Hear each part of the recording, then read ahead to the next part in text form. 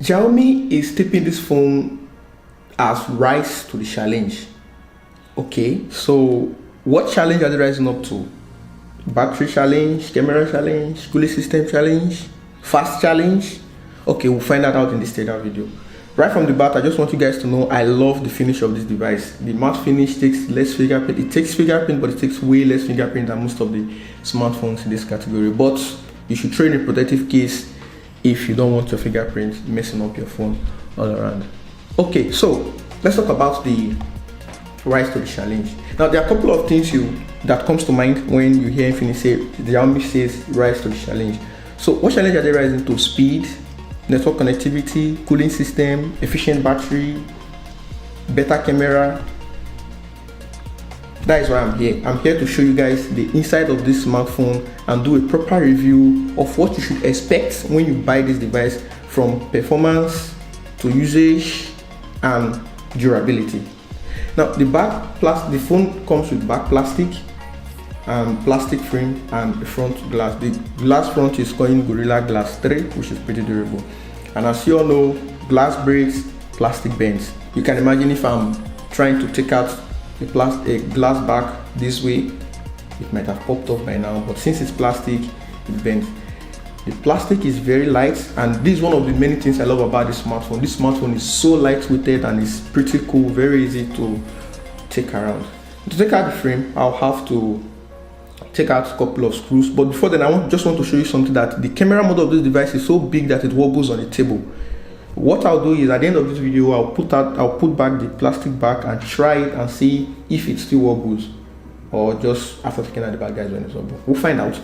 So there are a couple of screws. I'll take those screws out, and beneath the camera module there are two more screws, snaky from Xiaomi. I'll take those two screws out also, and then I'll take out the frame of the device proper. The frame is plastic, but is holding a couple of things beneath, like the speaker, the bottom board, the top board, and covering part of the battery. So I'll just take out the frame and then we'll have proper access to the device. Okay, there's also a side mounted fingerprint located here. Side mounted fingerprint are pretty cool. Is one way of saving cost, considering that this phone comes with an AMOLED display and could have possibly featured another display fingerprint. The side mounted fingerprint is a perfect way to save cost. The bottom speaker is big. It's not the only speaker on this device. There's also one speaker at the top. The bottom speaker is pretty big, and it also comes with a filter to help prevent dust as usual in a phone in this segment, but it comes with no rubber seal, so don't take this phone near any liquid. Any thin liquids can actually cause real damage for this device. The bottom board is home to just the USB Type-C port. The 3.5mm port, 3.5mm jack port is located at the top. So you just get the standard USB Type-C port here with no water damage indicator. So this phone gets to the water, there's no way of telling from the bottom of the device. There is just one antenna here, is for the 4G. This one is not 5G. I don't have the 5G model in my region yet, but if it does come out, I will try and make a video of this device. But what you should see here should also represent that. Popping out a few of the ribbon cables, I will try and use the pull tab of the battery and try to pull out the battery. Xiaomi pull tabs have pretty worked for me a couple of times. Let's hope this goes the same way. And let me see, it's working. Yes, it comes out pretty easy, and thumbs up for that, Xiaomi, for making it easy to take out the battery. The battery is 5000 mAh battery with 33 watt pro fast charge. Now, the battery will last you for a long time, but that is not the reason why I'm here. Now, for this device to rise to the challenge, it means the battery not only be big and take you for a long time, the battery has to have a proper cooling system to enable it meet that phrase, rise to the challenge. Else it will get heated up pretty quickly, and before you know it, the performance of the device will drop, you can't use the phone, and you have to restrict what you're doing. So beneath the battery, there's no proper cooling system. All right, from what I can see here, there's no vapor chamber to take the heat from the battery through the screen, and there's no proper graphite tape to even help cool the battery down. So my best guess is This battery will get heated up, especially when you are charging the device and using it at the same time. I don't advise that.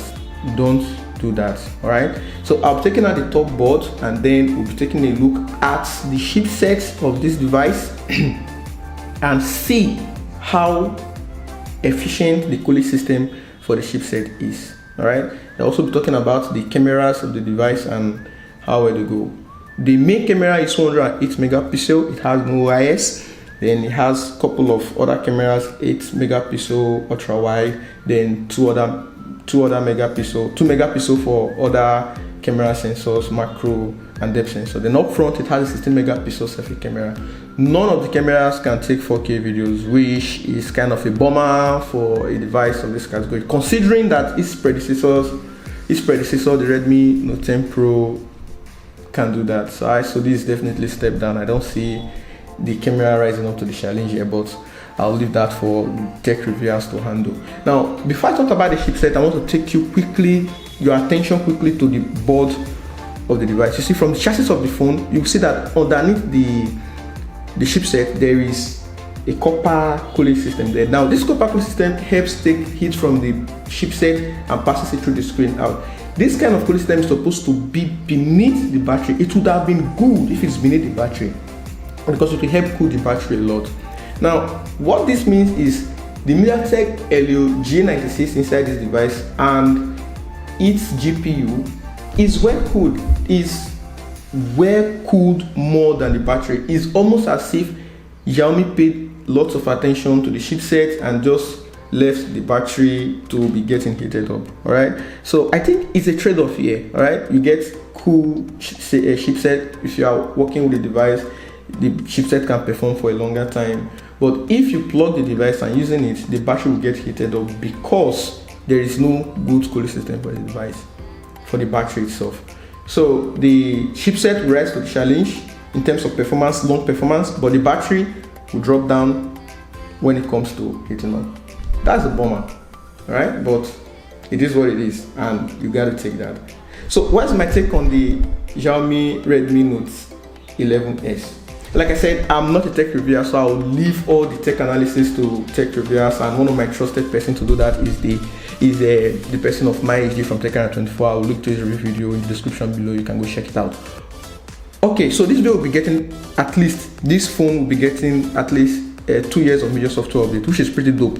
All right, but I think for the quality of the device and for its price range, a couple of things are missing. Like the AMOLED display was good, but it comes with 90 Hz refresh rate, or that the competition is coming with 120 Hz refresh rate. Okay, the battery is not properly cooled, which means as a gamer or as a heavy user, you can't be using this device and using this device plugged in at the same time. It will get heated up pretty quickly, so you should avoid that. With the performance of this device be very long lasting, adapt that because the battery will get heated up pretty quickly. So this is the inside review of the Note 11S.